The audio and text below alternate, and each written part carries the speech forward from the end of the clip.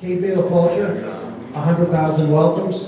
Thank you all for coming out in this warm, dry enclosure for the annual Easter Rising Commemoration. Scituate has had the distinction of having the Easter Rising Commemoration each year since 2016, with a little bit of an interval due to the COVID, but other than that, we have had the commemoration each year since the centenary. And to start, we are going to have Maureen Haiti sing the Irish and the American national anthem.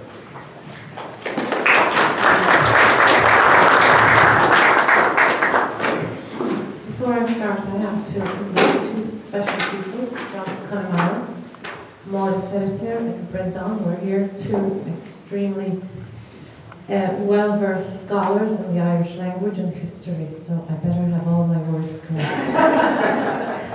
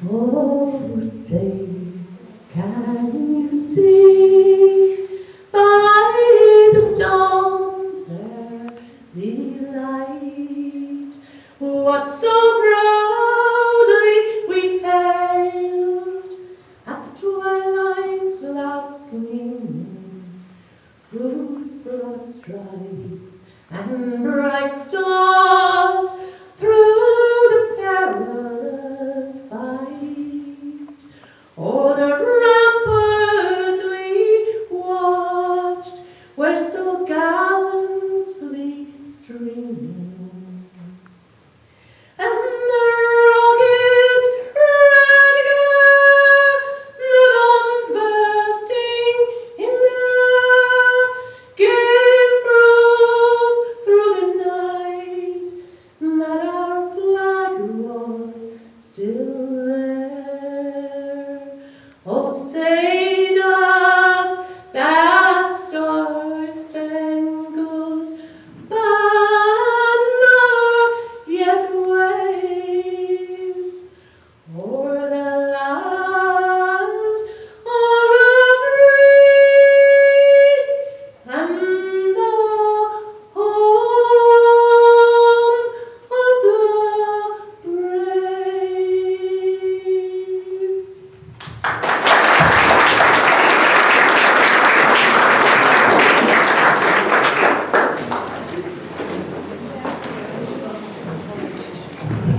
Thank you so much, Maureen.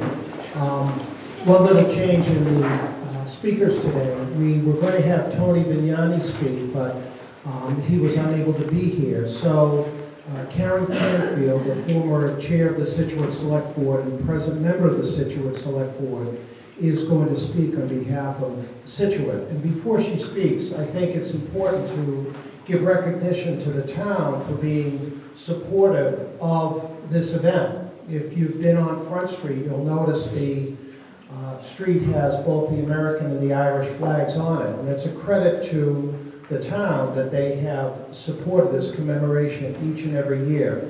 So, Karen?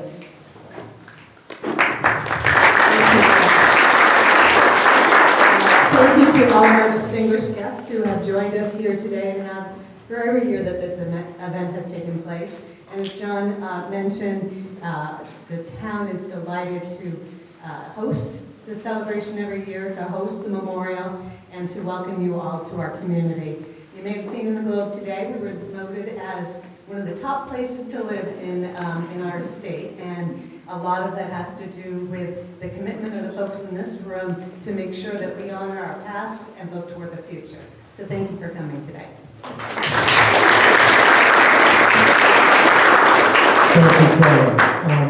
Before I introduce the next speaker, Mike Schilling, president of the Father John Murphy Division, I want to recognize my brother Hibernians who are in this room, many of whom have sashes, that have been instrumental in not only the commemoration of this day, but also the monument to that has the proclamation of the Easter Rising upon it. And if each of the brothers could please stand up, I'd like to recognize each one of them.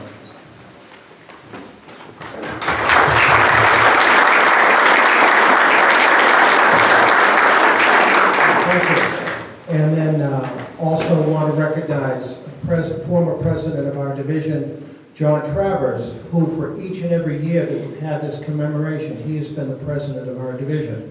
And he has big shoes to fill, but Mike Schilling is doing a great job. Our present president, Mike Schilling.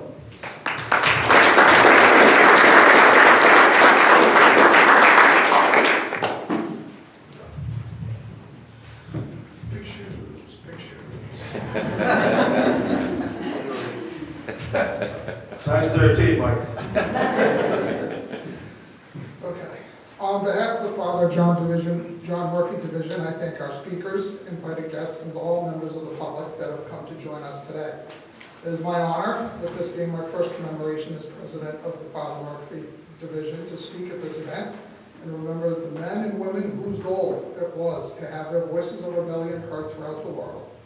Rebellion against oppression, persecution, and the denial of simple human rights that had gone on for generations. This year, our division and the Monument Committee are starting a spotlight series where we will highlight a man or woman who participated in the Easter Rising, bringing awareness of all the individuals who had part in the Rising, some making the ultimate sacrifice in the hopes of freedom.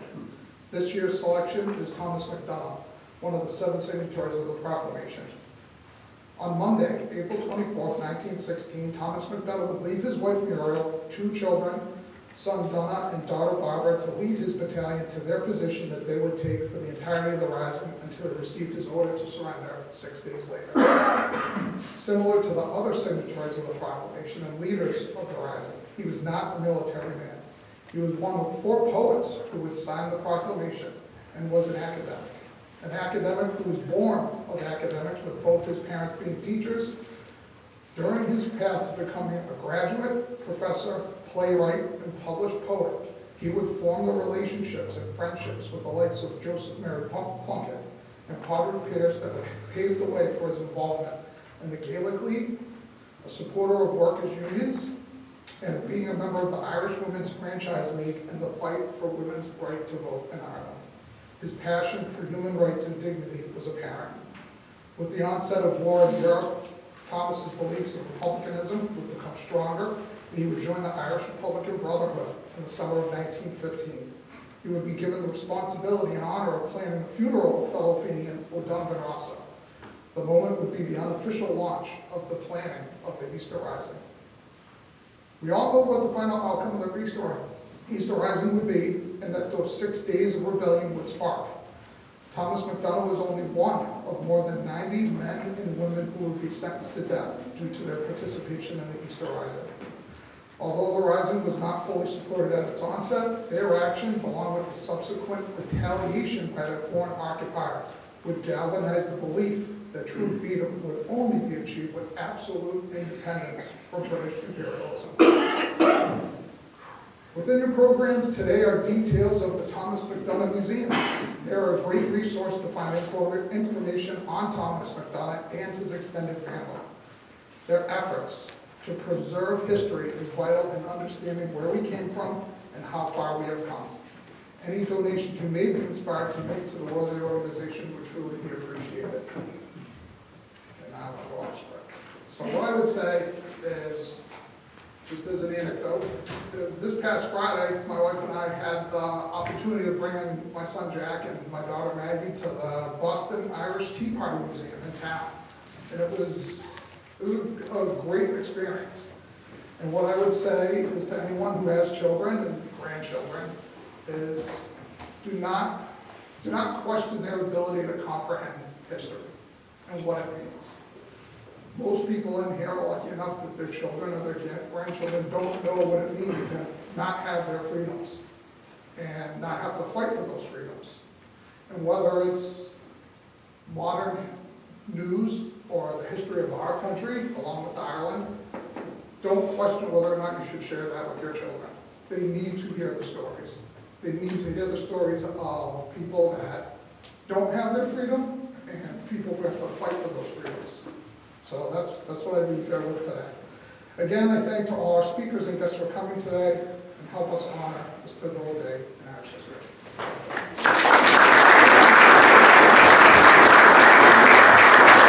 Thank you very much. Our next speaker is the chair of the Scituate West Cork Sister City Group, Siobhan Hunter, and she just recently returned about a month ago from a trip to West Cork with 15 students from Scituate High School who had the unique opportunity to visit West Cork and go to the Skibbereen School and lead the parade on St. Patrick's Day in the town of Skibbereen. And Siobhan was there. I'll let her recount her story. Thanks, Siobhan.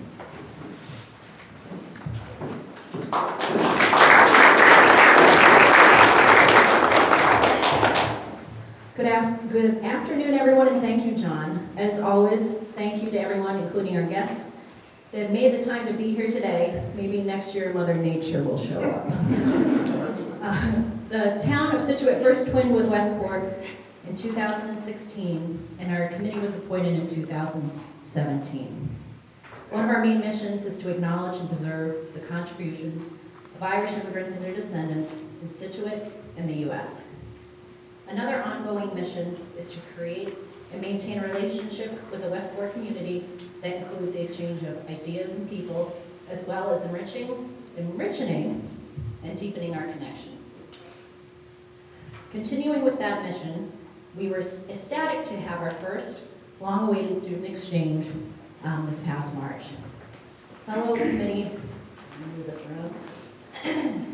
Fellow committee member Christine Walsh, here we are, who is my co-pilot, by the way, and I were fortunate to serve as liaisons on the trip between 15 Scituate High School students and their twin Skibbereen students for a whirlwind 9-day visit to West Cork. The students Here's what I found. That was like my directions. The students experienced second to none hospitality and had a jam-packed agenda, which just to mention a few stops, was a visit to the Dáil and Trinity College in Dublin, a hurling match in Cork City, the Michael Collins Centre Museum in Clonakilty, the Liz Art Estate in Sky Garden, which was amazing, so if you guys ever have a chance to see that, it was just wonderful. The Michael Collins Centre Museum in Clonakilty, I'm sorry, I already said that, and the Skibbereen Heritage Centre, where they learned and heard of the first-hand accounts of the atrocities of the Great Hunger. Not only did the students create lifelong connections with students in Skibbereen, but they saw life through a completely different lens. They also learned about extremely important events that aren't taught in American curriculum yet, and one country that has impacted the entire world, and a tiny one at that. They experienced how extremely important community is, as Skibbereen came together to make this trip so memorable for their U.S. visitors. It was kind of like when the delegation came here, we were all, meeting our friends, trying to get everyone together as a community to make it such a memorable experience here. Through many different fundraisers and thanks to generous people like yourself, the Scituate West Cork Sister City Committee was able to raise funds for scholarships and provide $3,500 to students so they could partake in this marvelous experience. True growth comes from life experience, and we thank all donors for making that possible as we look forward to restoring the scholarship coffers for the next set of exchange students. Come this fall, this is when we'll be resourceful again, the Scituate's turn to host the Skibbereen students, and we hope our amazing community can match the phenomenal experience that our students had in Ireland.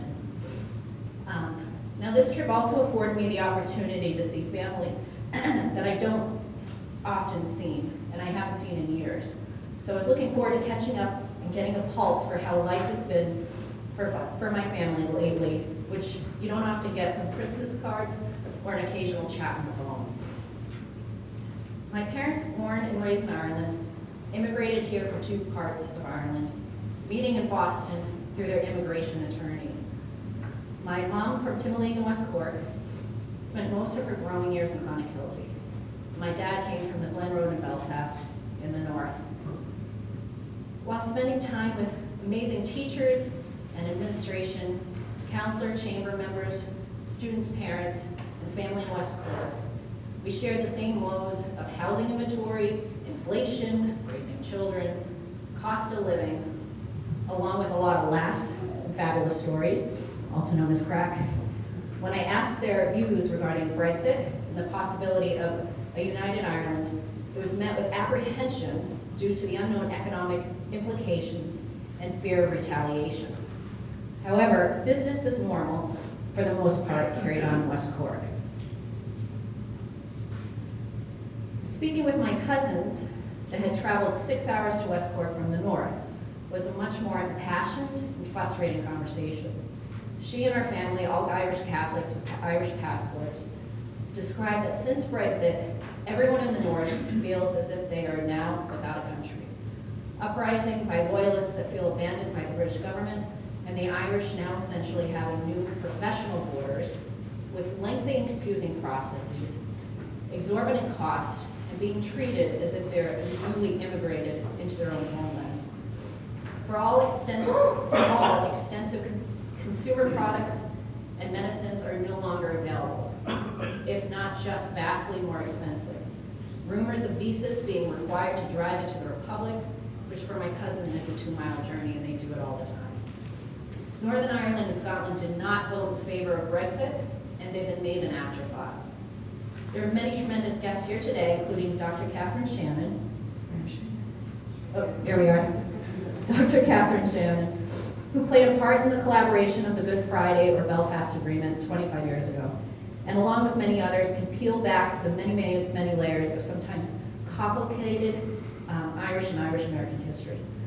My connection to Ireland is my family, my friends, my culture, and my loved ones, of which many are still there. We as the world need to make sure the Good Friday Agreement is not upended, information and correct information is not withheld from the people of the North nor the Republic. Voting rights and fair representation in government isn't taken away from Irish citizens in the North, and an impartial and accurate border poll is held. It is 2019, greediness and egocentrism needs to be set aside, and accountability needs to be a priority. A United Ireland's Day must come. Thank you.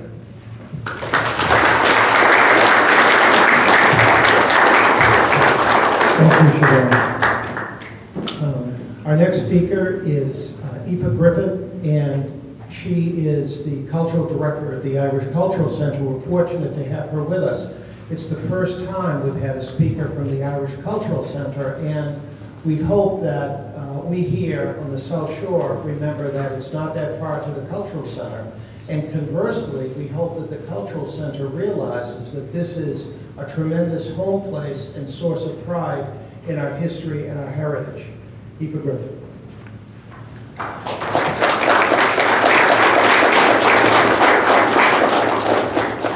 Good morning, everybody, and I want to thank John and of course Michael for inviting me to come here today and to speak to you all. For most of you for me anyway, this is my first time ever in Scituate, and possibly my first time down the South Shore, which is kind of embarrassing because I've been living in Boston for 2 years, but I'm delighted I finally made it, albeit on a wet and windy day. From everyone at the Irish Cultural Centre, our mission is to promote and preserve Irish heritage and culture here in the Greater Boston region. And that of course does take in the region of Scituate, the South Shore, and everywhere like this. And we want to grow our community, come down, get to know you all, and bring you guys to Crampton, but we also want to come to you. So I was delighted when everybody at the Ancient Order of the Hibernians reached out to us and asked us to be a part of today's ceremony and invited us to come along and speak. We have a vast programme of events, classes, cultural programming, and of course, day-to-day activities that happen at the Irish Cultural Centre that are all key and central to promoting and preserving our mission. We have the upcoming Rose Tree, we have Irish history classes with Sean Murphy, and in which he just ran a course,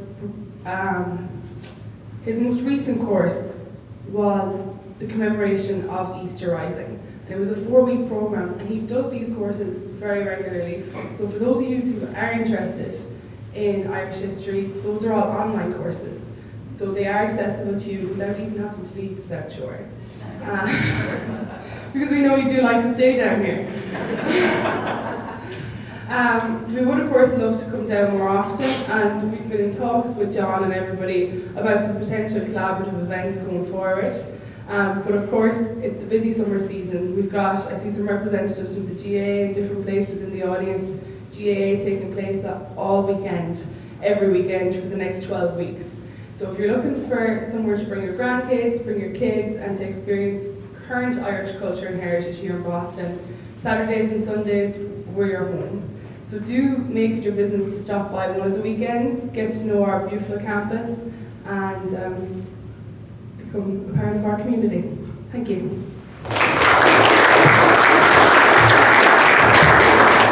Thank you very much, Lisa. And we do hope to see lots of you in the future. We have a slight change in the sequence of speakers today. Senator Patrick O'Connor has I think 2 more commitments this afternoon.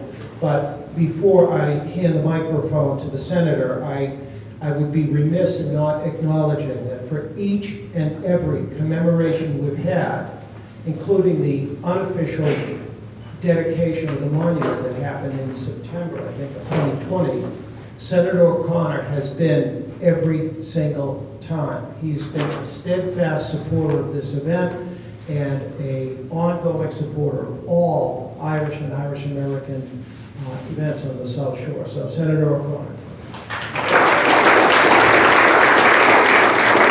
Thank you, John, and I appreciate my colleagues' indulgence with letting me go on a turn.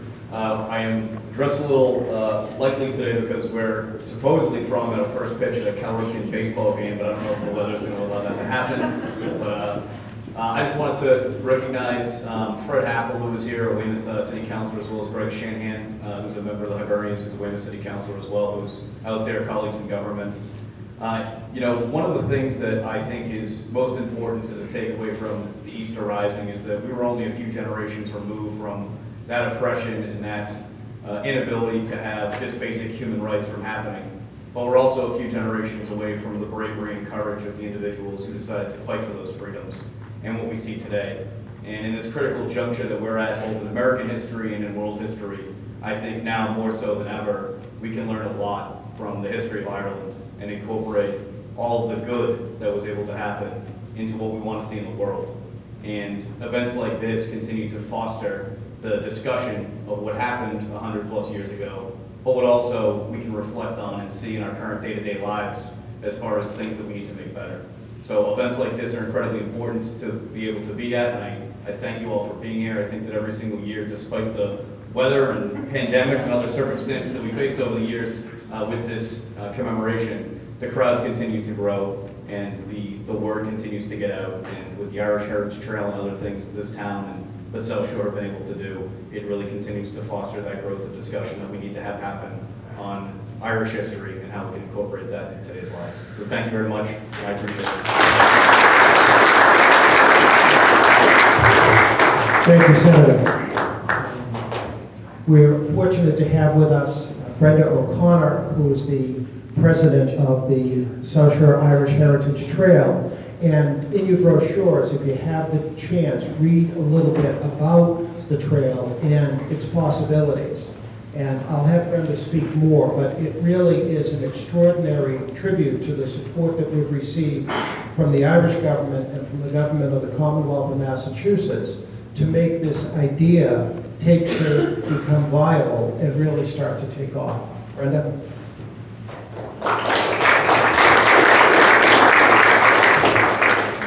I hate getting up here every year and saying the same thing, so I'm not going to. This week and last week especially, we've been reminded of the celebrations of 60 years ago, 50 years ago, 25 years ago. And I remember everyone distinctly, which is an indication of my advanced age. 60 years ago, John Kennedy went to Ireland, and I lived every single moment of that trip with him. It was huge news, especially in Boston.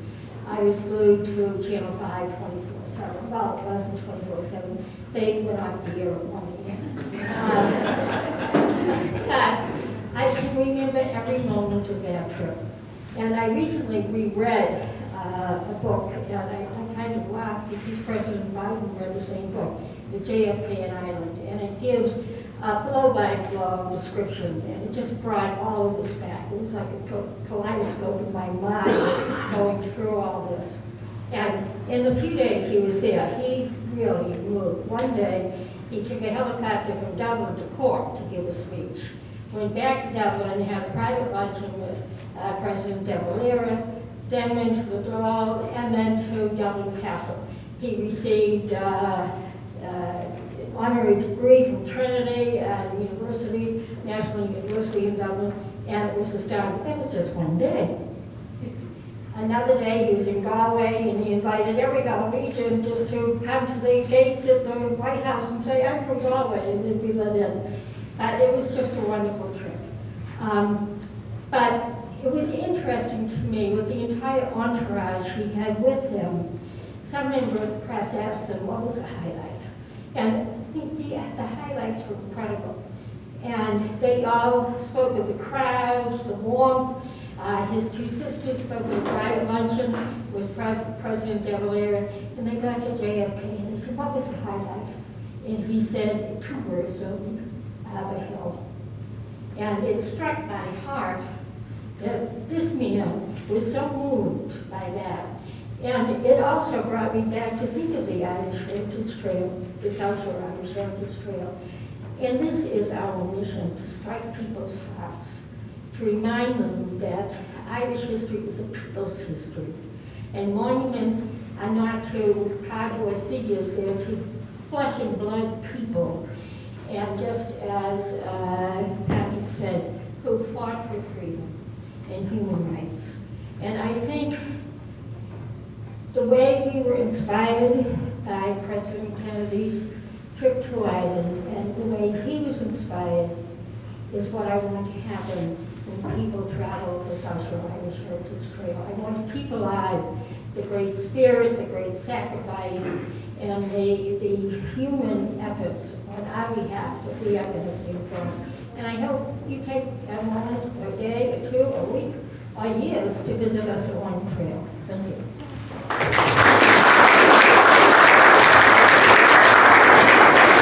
Thank you very much, Brenda, for your words and for all that you do, and the members of the trail do. Our next speaker is Representative Patrick Kearney, who, much like Senator O'Connor, has been a supporter of not only the trail, but also the Easter Rising Commemoration, and he's got some great stories about his recent visit to Washington, I think.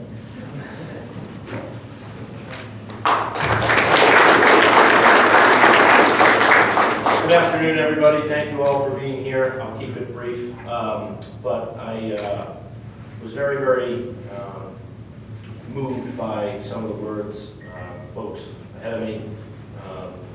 And as John was just saying, I had the recent opportunity to go down to the White House to meet the Irish Taoiseach when he was in town. And the constant commitment that the White House has shown to the country of Ireland, the progress that we continue to make, and piggybacking on the Irish Taoiseach's visit, the most recent visit by the President to Ireland, really shows our country's greatest commitment now, more than probably since when JFK was there, Brenda, to the Irish people and to moving the principles of freedom forward. So I want to thank you all for being here. Tons of familiar faces, so I don't want to keep speaking too long, but I look forward to a pint of Guinness with all you at Hibernian. Thank you, Representative. Today, we also are fortunate enough to have with us the National Director of the Ancient Order of Hibernians and the former State President, William J. Sullivan. And William Sullivan was also present last year at the dedication, but he did not have the opportunity to say some words. So we're fortunate that he's with us today to talk about the significance of this day in Irish history. Bill. Thank you, George. Good afternoon. It's great to be here in Plymouth. Excuse me, Scituate. I just said that to see if you really listened. Because you listen to the first, but as time goes on, things change. Good afternoon, Consul General Warm, Representative Keating, distinguished guests, brother Hibernians and friends. On behalf of our National President, Danny O'Connell, and the National Board, and AOH State President, Jack Lee, and the Massachusetts AOH State Board, I have the honor and privilege to bring to you greetings and commend you on the work that Division 9 has done to honor the Irish who came before us. I had the opportunity to be here 30 years ago when your division was organized, and the work that Division 9 has accomplished in a short span of time with your annual commemoration to the Irish immigrants who perished off the shores of this area aboard the brig St. John, as well as your dedication, hard work, and efforts in erecting a monument to the 1916 proclamation last year is phenomenal. Very few divisions in this country have that history, even then they're much older than this division. I congratulate your membership and all those who have been involved in these accomplishments. Now, it will be exactly 107 years tomorrow that the Easter Rebellion began in Ireland. On Easter Monday morning, April the 24th, 1916, approximately 1,600 Irish Republicans seized control of the buildings, some buildings in Dublin. Their headquarters was the GPO, the General Post Office on O'Connell Street. Shortly before noon on that day, Patrick Pearse, one of the leaders of the rebellion, read the proclamation of the Irish Republic out loud to those assembled. The match had been struck, much like it did back in 1775 in Concord and Lexington. Originally, the uprising was planned to be nationwide in scope, but a series of events led to this being confined just to Dublin. The British had learned of the planned uprising and on April the 21st arrested Irish nationalist Sir Roger Casement for running arms for the rebels. Ian McNeill, the leader of the Irish Volunteers, on hearing this news, canceled mobilization orders for all the volunteers. But Pearse and others went ahead with the planned attack in Dublin. Hopelessly outnumbered, the rebels held out for 6 days, and on April the 29th surrendered. Pearse and 14 other leaders of the rebellion were court-martialed and executed by the British authorities in the weeks that followed. Though the uprising itself had been unpopular with most of the Irish people, these executions quickly changed public opinion and turned the dead Republican leaders into martyred heroes. American newspapers carry stories of these events in Ireland, and as a result, American support, which had been indifferent to the rising in Ireland, soon changed.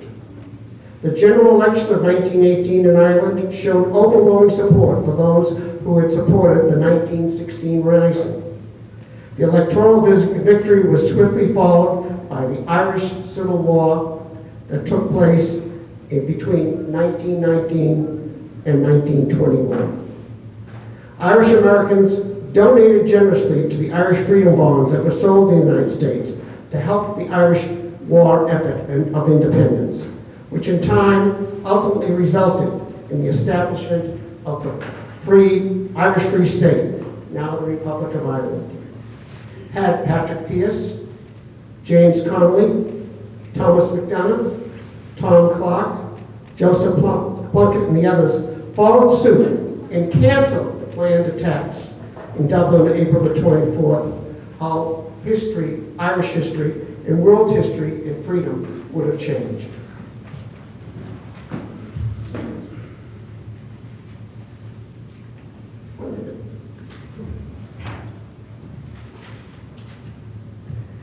But that's a story for another time and another place. Thank you, and it's good to see you all here today. Thank you, John, for your time. Thank you very much. Our next speaker has, like Representative Kearney, been a staunch supporter of all things Irish on the South Shore. Representative Joe Moschino has been present for, I think, almost every single Easter Rising commemoration we have. And this year, she was also present, as was Representative Kearney, at the Briggs St. John Mass, which we hold in the first Sunday of October every year to honor the shipwreck that took place back in October of 1849. Was the worst shipwreck in the history of the South Shore, when 99 men, women, and children drowned fleeing the Great Hunger in Ireland. And it was tremendous that we were able to have two state representatives be present and honor that date. But we're delighted that Representative Moschino was able to be here today. Thank you so much for including me here today, and I'm delighted to join my colleague Patrick Kearney on the stage to welcome all of our distinguished guests and all of you, and thank you for having me inside. I'm delighted. Usually these things are a little bit more district-based, but as true to the Irish spirit, we always welcome me across borders and allow me to be part of your wonderful celebration. And I am listening to the comments and the remarks of all of the speakers that have preceded me. The spirit is clear, and I love that you have grounded it in the culture, and I want to particularly thank Brenda for her comments, as always, and for her leadership to base it in family and history and culture and language, all of these things, and really need to stay fresh in our minds, as the speakers before me have indicated. They are continue to be relevant, and as always, I think it's wonderful that we uplift it and continue to teach our children. If you don't know where you're from and you're not grounded in your history and your family and your language and your culture, then you don't know where you're going. And so, as always, the true Irish spirit will continue to lead and to inspire. And I am grateful to be here today because from Plymouth all the way up to Weymouth, and in particular in Cohasset, as you mentioned, and in Hull, we value the work that you have done, and we're glad to be part of the Irish History Trail, and we're glad to be here to welcome all of the distinguished guests. Thank you so much.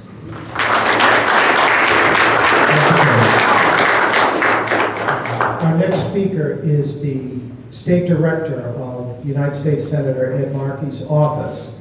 And the first year we had the Easter Rising commemoration, there were maybe 12 people. I'm exaggerating, but there were only a handful of people. And ironically, it was the one day where we had absolutely brilliant weather.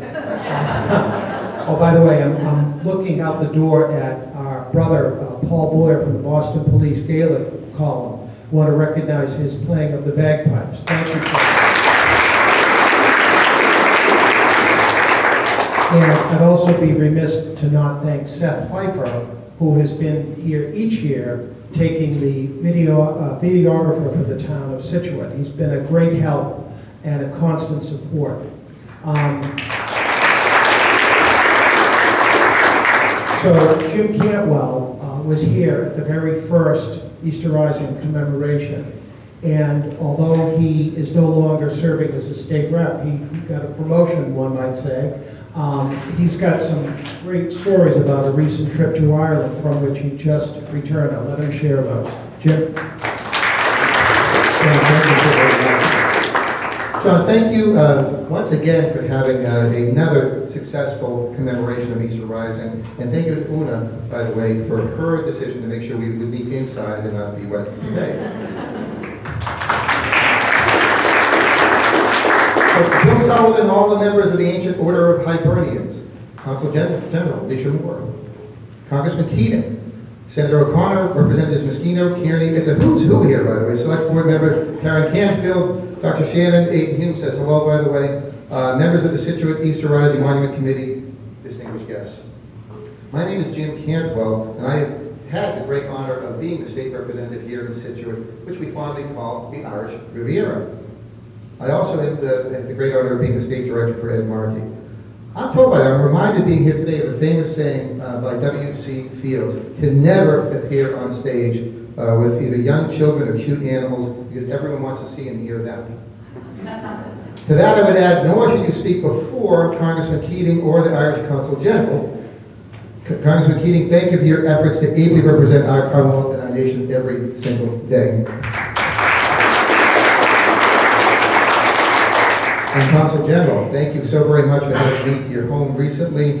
We should all know the Consul General recently was doing an address in her home to VIPs from around this entire New England region. She made incredible remarks on that, but she always works in Scituate, in the Irish Heritage Trail here, so thank you for coming in. Briefly, some may ask, why commemorate the Easter Rising of April 24th to the 29th of 1916?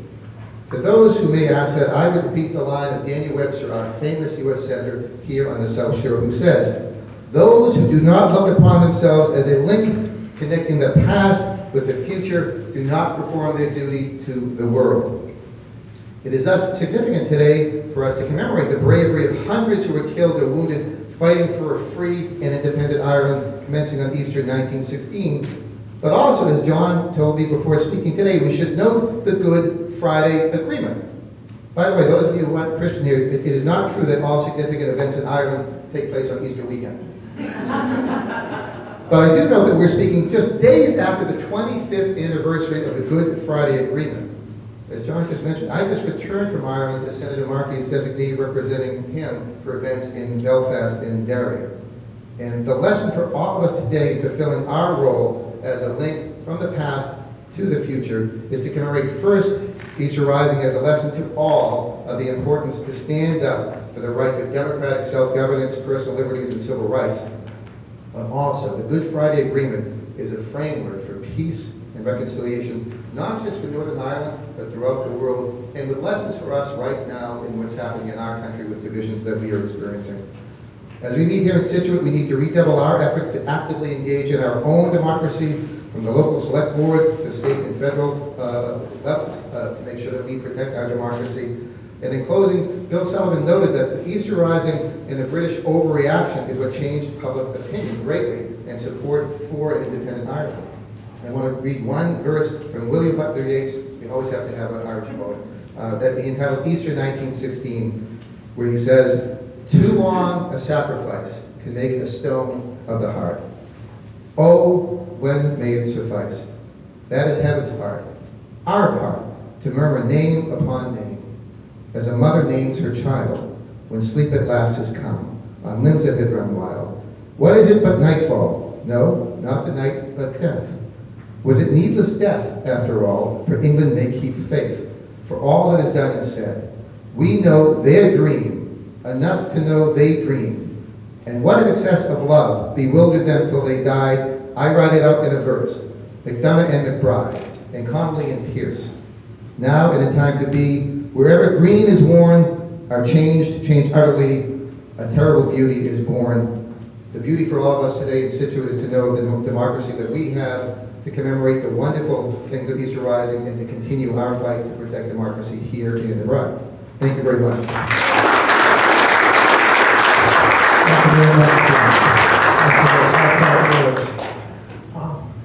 We're honored to have with us today our Congressman, United States Representative Bill Keating. And before the Congressman speaks, there's a biography in the program, which is great, but one of the things it doesn't give sufficient attention to is all of the advocacy that he has done for the Irish, for Irish Americans, and for those who have been disenfranchised in the North.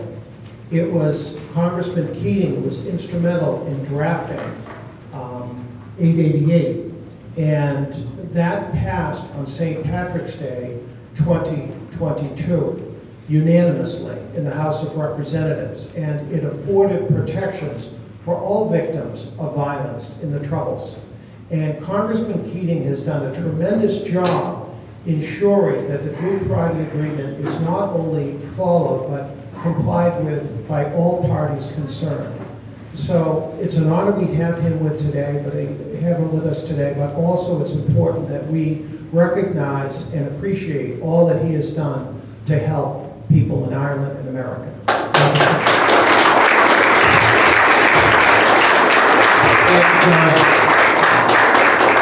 you, John, for those kind words. It's a pleasure to be here. Consul General, pleasure to be here. I look forward to working with you on issues between the U.S. And Ireland. My colleagues in government, Representative Scituate, Representative Kearney, and my representing so well, Senator Markey, our own Jim Campbell, who's here, and my colleagues in town government, in a town that is among, if not the most Irish in America, as well as its city in Weymouth. So many of you here as well. The Hibernians appreciate all the work you do on a national level as well as locally, bringing home these important messages to the American diaspora and the American people as well. Bill Sullivan, thank you. John, always terrific presence here, bringing things home. You know, when we look at issues like the Easter Rising, it's almost hard to struggle how you view it.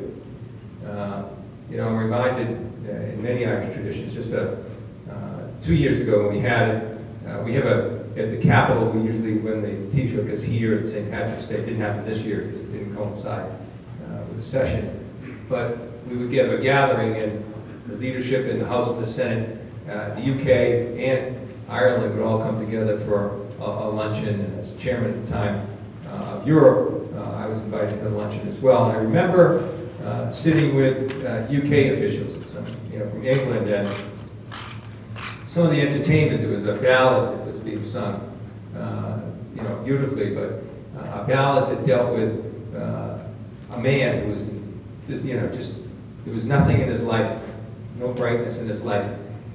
He never could find a soulmate. He finally found Rose, and Rose was the love of his life, the only one that he could ever think that he could ever be touched by, or he could touch. And it went on to say how Rose became ill, and Rose had a long illness, and Rose finally succumbed to all the illness, and how he would plant a garden of roses every day at his house, and go out with it and try and look to the rose somehow, but be fixated on the thorns and the misery of someone that could not be consoled ever in his life. And that's the way the song ended, and the English person said, "I love Irish music, but I prefer the happy ones." And I said, "That was a happy one." So part of our heritage is the mixed feelings, and when we're talking about the Easter Rising, you can't help but have those kind of mixed feelings, the tragedy that occurred, the lives, the executions, the torture, the imprisonment. But we look at it, and we have to ask ourselves, was it a success? Was the Easter Rising a success? Now, clearly, from a military strategic standpoint, it was not. It didn't last long. The timing was difficult. The calculations were off in terms of timing. But you have to ask yourself, as we stand here today, is it a success? And, you know, I recently took a delegation, I led the delegation to Ireland just a few months ago. And it was in the midst of a lot of controversy, which is better than it was. It's better now than it was then. But we led it to bring home the ties between the U.S. and Ireland in the north and in the south, and in pushing hard to get past the protocol issue with Brexit and bring some stability as violence crept up and has been creeping up in Northern Ireland, sadly. So, you know, we met with the Taoiseach in the south and our members of the Dáil, our colleagues across the aisle, across the Atlantic, and we met with business leaders, and went up to the north and met with the Secretary of Foreign Affairs of Northern Ireland, Christy Harris, who flew in from London to meet with us in Northern Ireland as a group. So we met with all those dignitaries. We met with the Taoiseach at length. But I would like to just talk about just 4 of the stops that we had as we were there. One was to the Glen Cove Center for Peace and Reconciliation in the south. The other was the Wave Trauma Center in the north. And we sat down at length and talked to the victims' families of the Troubles, people that were personally affected themselves, and people whose families had been affected, and many that were murdered. One gentleman in particular said to this day, he goes down the street and there's some younger people there that were responsible for his son's killing. And they did it just because they had made the decision to kill a Catholic that day. And it happened to be his son at the wrong place at the wrong time. And they are still walking the streets. And he has to walk by them and look at this. And we got a sense of just what people personally are still going through to this day, as well as people that survived some bombings during that period. We also met in the north with the Black Mountain Shared Project Center. It's a building, small building, but together, Protestants and Catholics work together. Great courage, right there, dealing with the present, not the past, and trying to bring stability and understanding forward. And it wasn't easy.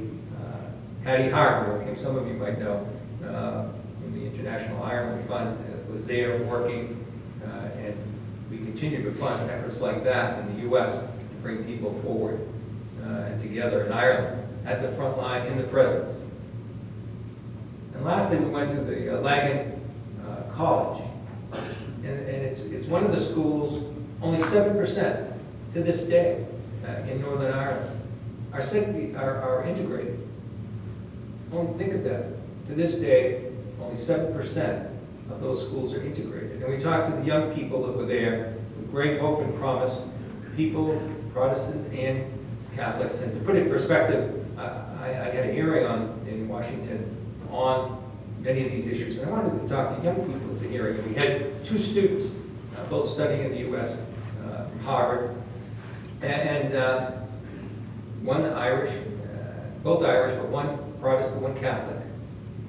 And they told me that they had not had a real relationship or any kind of interaction with either a Catholic or Protestant until they were like 14, 15 years old. And they only lived a few miles apart. So this is today, and this continues.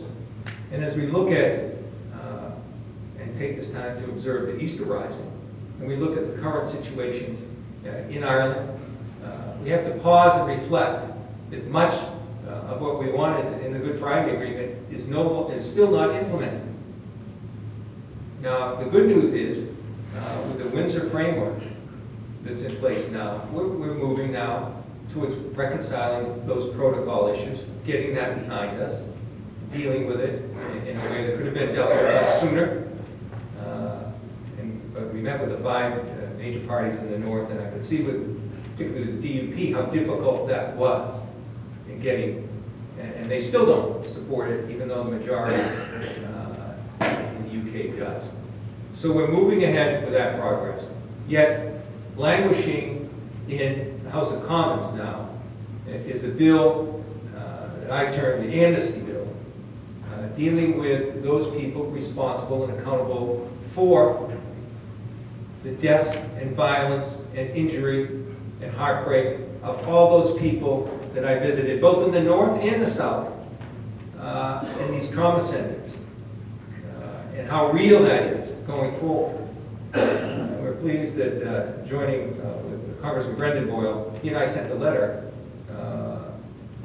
about this legislation as it was being debated in London, with our strongest feelings that not only does this counter to the agreement, the Good Friday Agreement, it's just the wrong thing to do for the people in the north and the people in the Irish Republic, both.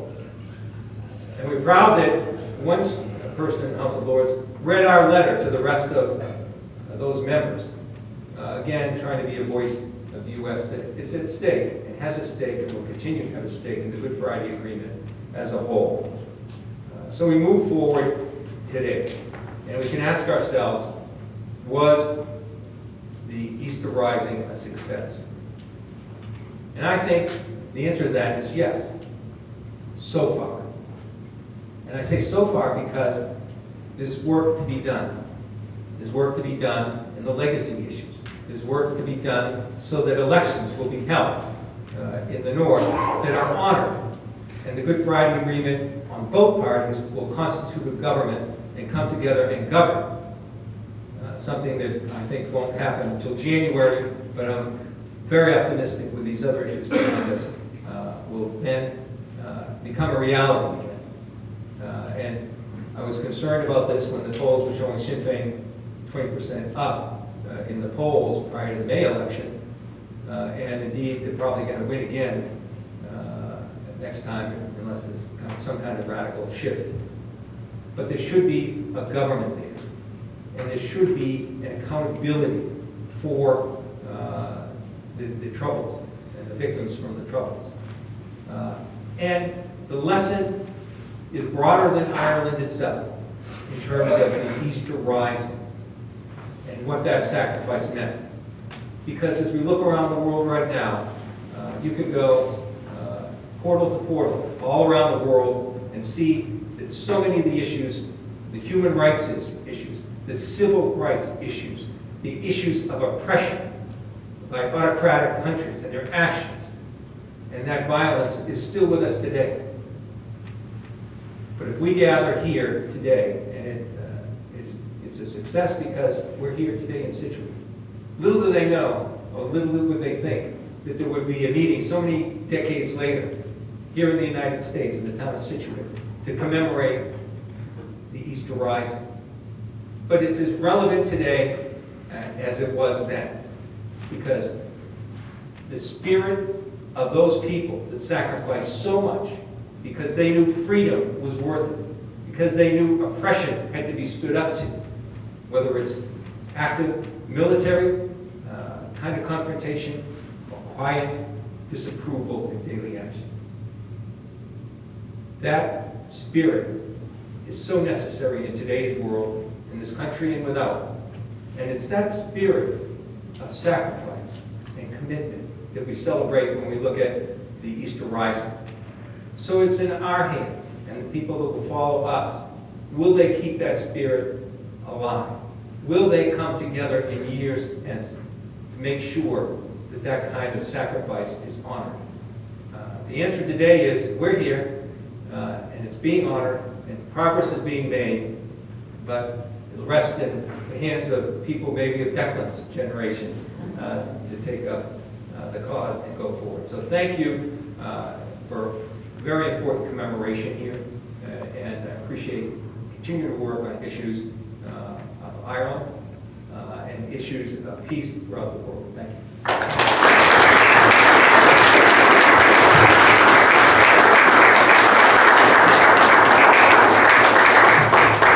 Thank you very much, Congressman. And not only thank you for your words, but thank you for your actions and all that you've done to make sure that the Good Friday Agreement, not only the words, but the spirit is maintained. That is, it's crucial to keep that going.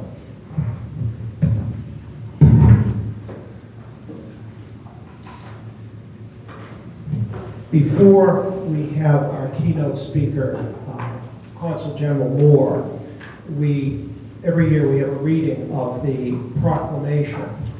And for anybody who would ask, well, why is there a monument to this proclamation? Why is this important? Why does this matter? There was a lesson in that proclamation, and a lesson to the story of those days and those events in 1916 for any people, and that is never stop fighting for freedom. After 700 years of occupation, oppression, and marginalization, and years of attempts to eradicate the culture, the history, the faith, the stories, the language of the Irish people, they persevered. And one of the things Mike said is there were 90 death sentences, which is just incredible to think about that, 90 death sentences. One of whom was Constance Markowitz. Even though she was a woman, they wanted to sentence her to death. That was remitted. She was not sentenced to death. She was eventually released.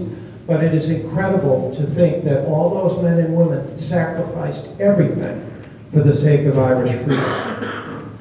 This was, as Bill Sullivan said, read on the steps of the GPO at about 1 in the afternoon on April 24th, 1916. Public Nehera, the provisional government of the Irish Republic to the people of Ireland.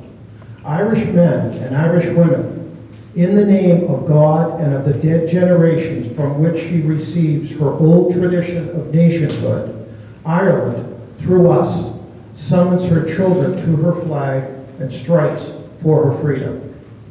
Having organized and trained her manhood through her secret revolutionary organization, the Irish Republican Brotherhood, and through her open military organization, the Irish Volunteers and the Irish Citizen Army, having patiently perfected her discipline, having resolutely waited for the right moment to reveal herself, she now seizes the moment, and supported by her exiled children in America and her gallant allies in Europe, but relying in the first on her own strength, she strikes in full confidence of victory.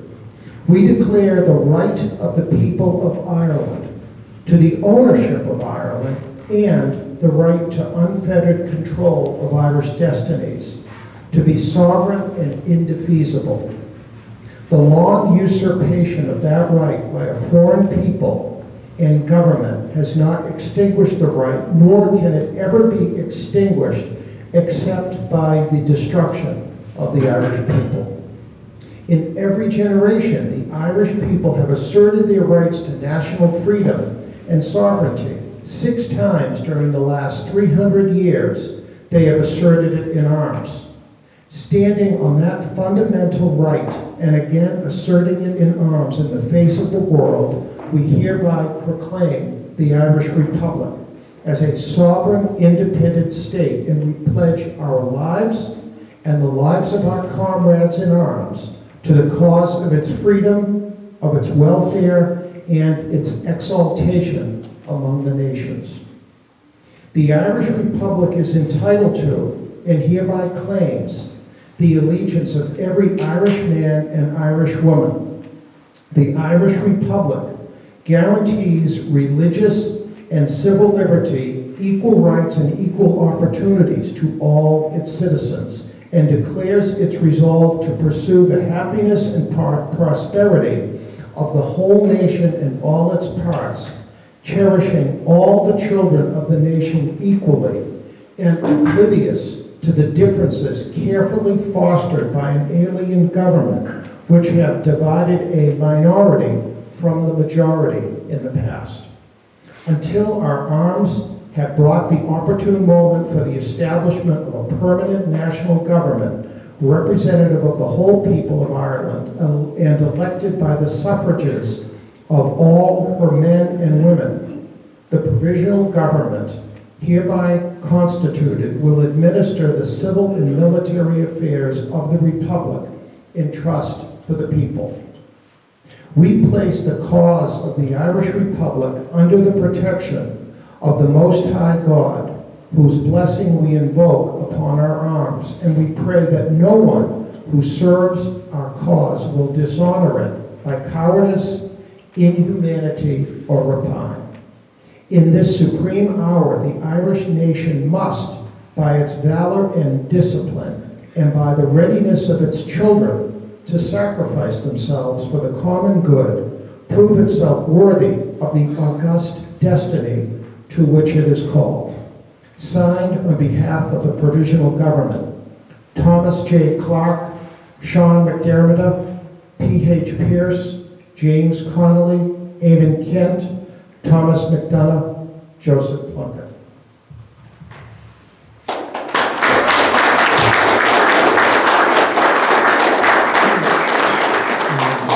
Before I introduce our keynote speaker and the Consul General of Ireland, Alicia Moore, President Schilling and his wife Megan and I were fortunate enough to be at the Irish Charitable Society dinner, award ceremony, on St. Patrick's Night. And with us was Professor Catherine Shannon. Catherine Shannon, who's with us here today, was the first woman president ever in the history of the Irish Charitable Society.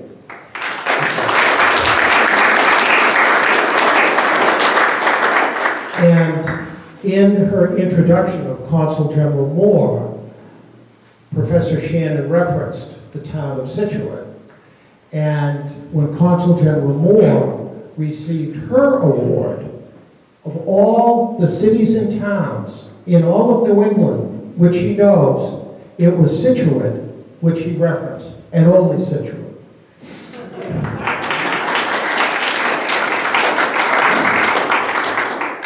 We have now and will always hold a special place in our hearts for Consul General Moore. She has been an extraordinary supporter of events on the South Shore.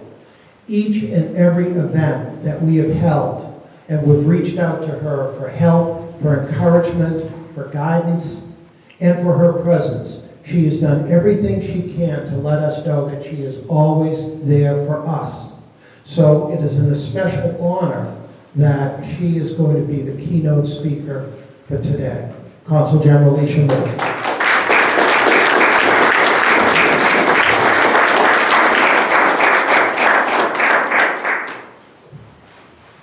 Thank you very much for those kind words, John. It's great to be back here again, and thank you so much for having me as your keynote speaker on this very special occasion. Although I will say in response to Jim that not only is it hard to speak before certain other people, it's also very hard to go at the end of a very long and distinguished and knowledgeable list of speakers, but I will endeavour to say something original to you all. So, ladies and gentlemen, Achorja, Agwiniusha, my friends, distinguished representatives, congressmen, elected representatives, and all the members of the wonderful organizations and Irish community here. I want to offer you, like some others have done, some reflections on the 1916 Rising and the proclamation and what it means. And I was going to talk to you about the meaning and the endurance of the long relationship between Ireland and the United States, but I actually don't think I need to say terribly much about that because all the previous speakers have just enunciated so well the importance of the history of that relationship, but also the importance of how that relationship endures, whether it is people and their personal connections, whether it is political representatives and their tireless efforts. We are so fortunate and blessed in Ireland that we have so many friends in the United States who have and who have continue to make such efforts on behalf of Ireland and to invest in their relationship with Ireland, and it's very truly appreciated. Thank you all very much for that.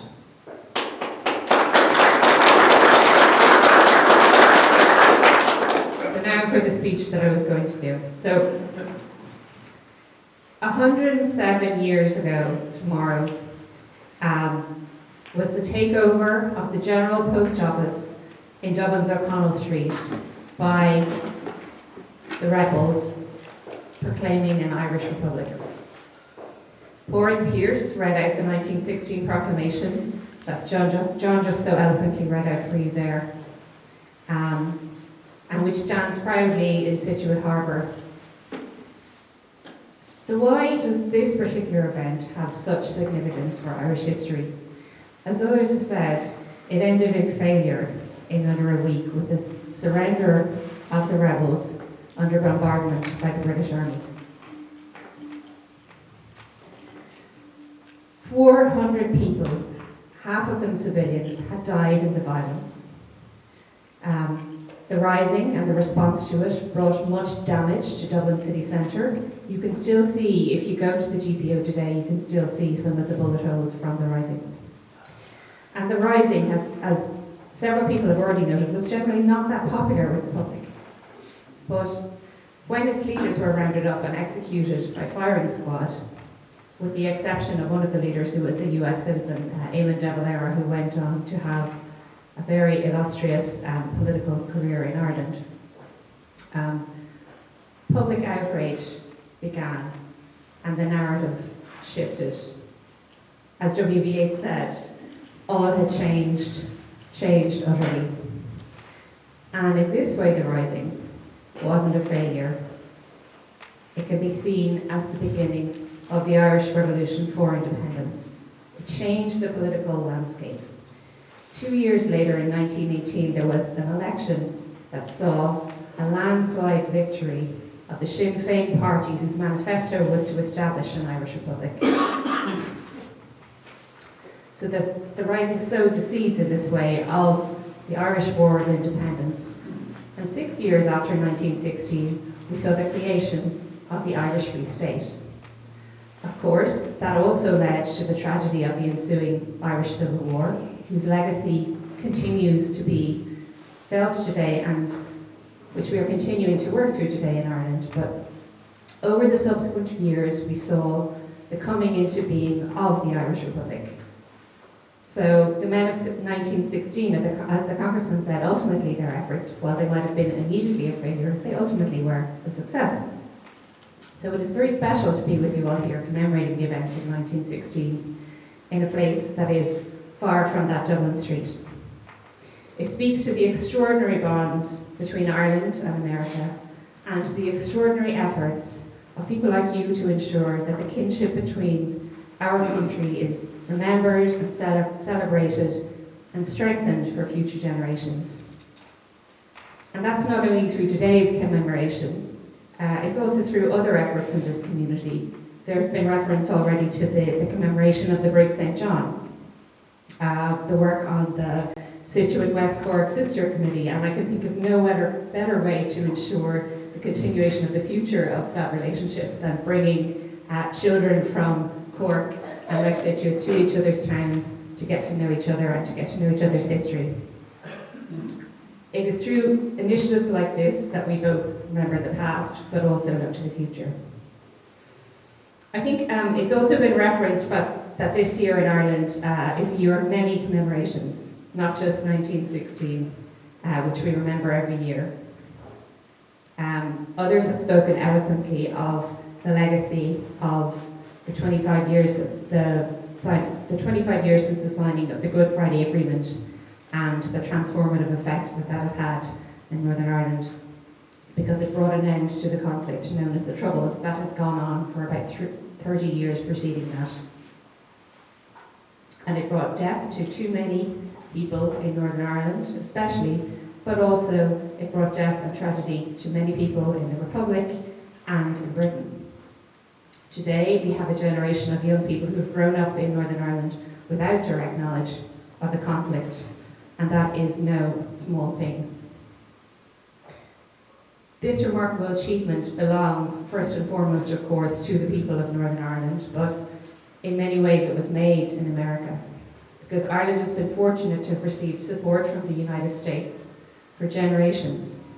This precedes the Good Friday Agreement, of course, but it also even precedes the events of 1916. The proclamation, which we heard, for good reason speaks of the support received from exiled children, Ireland's exiled children in America. We saw that steadfast support as we saw peace in Northern Ireland. People like Ted Kennedy and Tip O'Neill from this region of the United States worked tirelessly on behalf of Ireland. The Friends of Ireland in Congress, of which the Congressman is a member, also worked tirelessly. Later, when talks were convened, another New Englander, Senator George Mitchell of Maine, spent, as he called it, 700 days of failure and 1 day of success, negotiating patiently with the parties and with the Irish and British governments to bring about the Good Friday Agreement. US fingerprints are all over this document. And while the peace has endured, there is much more we can do to realise the full potential of the agreement. The Congressman spoke eloquently about the ongoing need for reconciliation, for the need to get the institutions created by the agreement, including the Northern Ireland Executive, up and running again. I think that the last few years have seen challenges to the agreement that it's probably fair to say that the agreement's authors never would have envisaged, particularly the departure of the United Kingdom from the European Union. But thanks in no small part to the support and solidarity of our friends in the United States and also our friends in the European Union, we are working through those challenges. The European Union and the United Kingdom have now agreed the Windsor Framework, which hopefully charts a new way forward for a new and reinvigorated EU-UK relationship. And I very much hope that it will afford the opportunity for the institutions and the Northern Ireland Executive to get up and running again. And this is of paramount importance for the people of Northern Ireland.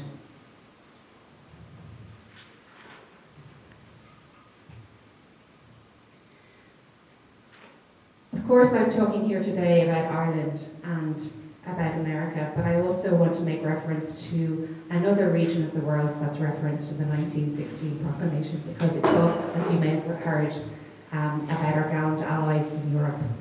And it's important for Ireland because Ireland is very much, we are a part of Europe and we're part of the European story. And we actually have another anniversary that we commemorate this year, and I was very glad to be joined by several members of the Scituate and the South Shore community in marking it. And it's that this is 50 years since Ireland joined what has become the European Union. And I have to say that was another transformative event in Ireland's history, because our European Union membership transformed not only our prosperity, but also our society.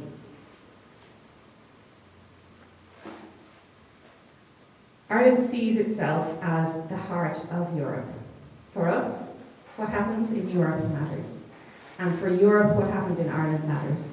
We were able to count on the steadfast solidarity of our fellow European member states during the Brexit negotiations, and it mattered a great deal. It mattered for Ireland that we had the support of the United States, and it mattered that we had the support of our fellow European member states.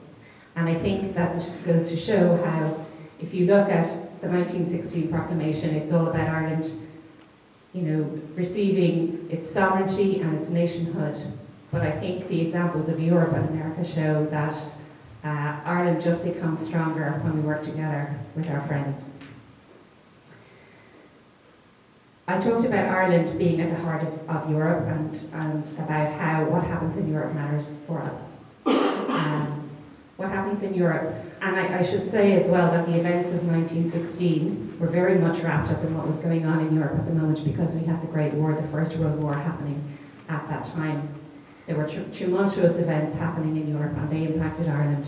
And what happens in Europe, it still impacts Ireland today. And I'm saying that in particular, I'm thinking about Russia's unlawful invasion of Ukraine.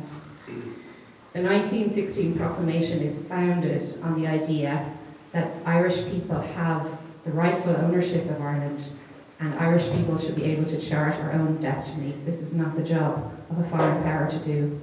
Well, this applies equally to the people of Ukraine, and their struggle has resonance for us in Ireland. Ireland might be small.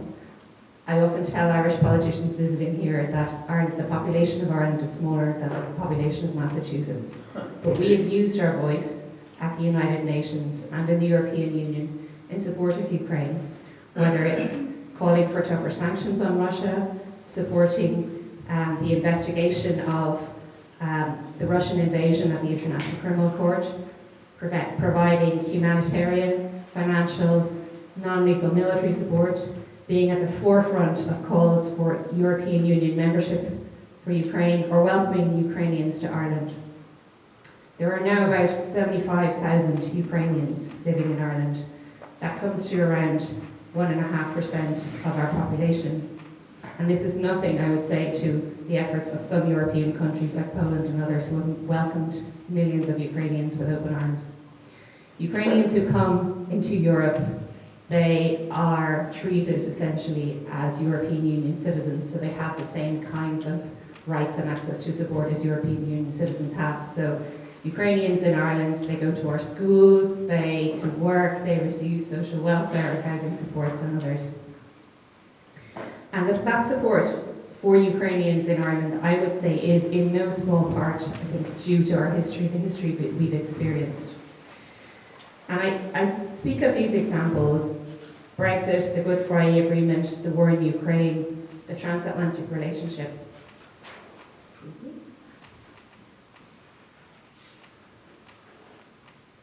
To show how the words and the messaging of 1916 remain important today as they were back then. Most of all, being here with you today speaks volumes about the value that people here have placed on their links with Ireland and with Europe. I'm speaking of the members of the community here, and the congressman who, as we have heard, has long been a friend of Ireland, who recently visited Dublin and Belfast, and who has long been an advocate for ensuring that those people who have been affected by the legacy of the Troubles, no matter where they're from, should have access to truth and accountability in a way that meets their needs. And I also want to thank the Congressman for his efforts on behalf of Europe and his leadership of the Foreign Affairs Subcommittee on European Affairs. All of this shows that the Ireland-US relationship is as strong today as it ever was. And we were particularly pleased to celebrate these very warm bonds, the recent visit of President Biden to Ireland. I don't know if anybody was watching it from here, but I can tell you we had an absolutely rapturous reception, and it was just an affirmation of the very warm and extraordinary links between Ireland and the United States. And that visit came almost 60 years after the visit of another US president that Brenda spoke about, President John F. Kennedy. Ladies and gentlemen, I just want to end my speech on a personal note. And I want to just say, this is my final year that I will be attending this event. It is definitely not going to be my final time in the South Shore of the Scituate. I am finishing up my posting in August of this year. I have been fortunate to be invited many times to the South Shore. This is an extraordinary community that you have here. Not only of individual welcoming people, but it is always so nice to see how many of the Irish organisations come together, work together, support each other. And I think their common denominator is their affection for Ireland. And I just want to say thank you so much to everybody here for welcoming me and my family warmly into this extraordinary community. It has been a real and extraordinary privilege for me, and it means an awful lot. Thank you very much.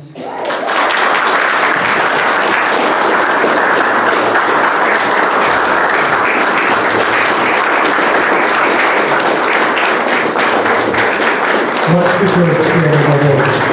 Thank you for all that you've done. To conclude our ceremony, Sorry. Mike, excuse me. One more thing. Off the schedule. The Father John Murphy Division recently started a new tradition where, as a member, when you're sworn in, you are presented with a challenge coin. This coin is something that we give to all of our members. On the front is our logo, and on the back it reads our national motto, which is friendship, unity, and Christian charity. During her time as Consul General, she has exuded all three. She has been a great friend to our division and to everyone on the South Shore. She's been the reason why a lot of Irish organizations have come together because of her need for collaboration, her want for collaboration, and she has been a very dear friend to all of the charitable organizations, Irish and Irish American, that are based here in Boston, in the metro area, and in the South Shore.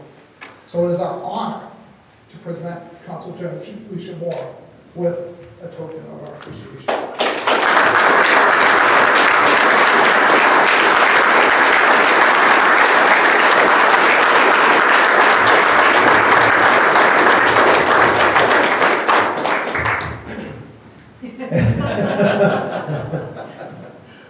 Thank you, Mike. So to conclude things, I had spoken to Maureen, and I said, Maureen, you always do such a beautiful job with whatever you sing. Do you have a song in mind? And said, John, of course I do. So I'll let Maureen give the introduction, but we are fortunate that, much like the Consul General, we've had a constancy of support from Maureen Haiti. When I remember your first visit, Risha, as we came to Scituate, I had my best booties on and we traipsed. Remember? I thought I need cardiac resuscitation. She could walk for miles. Now, like these distinguished guests, I too came back from Ireland. And I was in the great metropolis of Galway, in Connemara. And I did visit another South Shore, in Claddahoyas, as Máire Ferrite reminds me now, in Rosmuck on Easter Sunday. There is the Patrick Pearse's little cottages there, and there's also a community and a museum there now. Newly built and with a lot of help from the United States. But it was full of Americans, I have to say, and a broad brimmed hat wearing Texan, louder than the booming thunder that was heard anywhere, but it was wonderful. I am also, now as my mother asked me, why are we going there? And I said, I just want to go because it's Easter Sunday and the Easter rising. She said, you've become American. And I'm here 37 years. And as an anecdote, because Brendan Ferriter is here, then I'll sing my song. Brendan Ferriter clearly announced to the world that I was coming to America in 1986, and I hadn't yet told my mother. He was presenting me with an award I had won singing in Dublin. So, but again, as I often say to you, my history, I learned history at home, in school, and at the knees of my grandparents. But my Irish history I've truly learned since I came here. Because in this country, those with even a scintilla of a drop of Irish blood in them know more about Ireland than I think most Irish born and bred people do. Because the interest in the language. And the reason I mention Tachan Firsha, because Patrick Pearse said, Tígan Tanga, Tígan Anna. And a country without its own language is a country without a soul. And I think that's why he liked Connemara so much, because our soul is still vibrant, alive, and our spirit in the Irish language. But from all the desolation and everything that happened, I think I will sing the song that I learned from Johnny Worthing Larry, who is now in his 90s. I don't know where he got it. But it speaks of what Ireland means to the Americans and to all of us who have an Irish drop of blood does. There's a dear little isle in the western ocean, an island of beauty, so holy and grand, that its main fills her sons and her daughters so holy.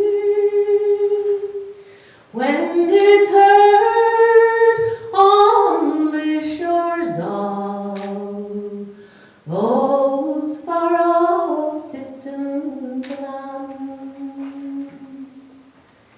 it's Ireland, my country, the birthplace of heroes, the land of the patriot, warriors and sage, of bards and of chieftains whose names live in stories. Oh, may they live on forever on our history's page. Oh, you ones who were right and a glorious nation, your name and your fame are known all over the world. But misfortune came o'er you and sad desolation, and your emerald banner in slavery lay unfurled. For they tortured your children, destroyed your green bowers. They tried to exterminate you a long time ago. But we are the Irish, we're like wild creeping flowers. Oh, the faster you pluck us, the quicker we seem to grow. For we love every blade of grass green on your mountains, every leaf on your trees, every rock on your strands. We love your green hills and your murmuring fountains. Oh, we love you, our own dear native land. Marlene Mahoney.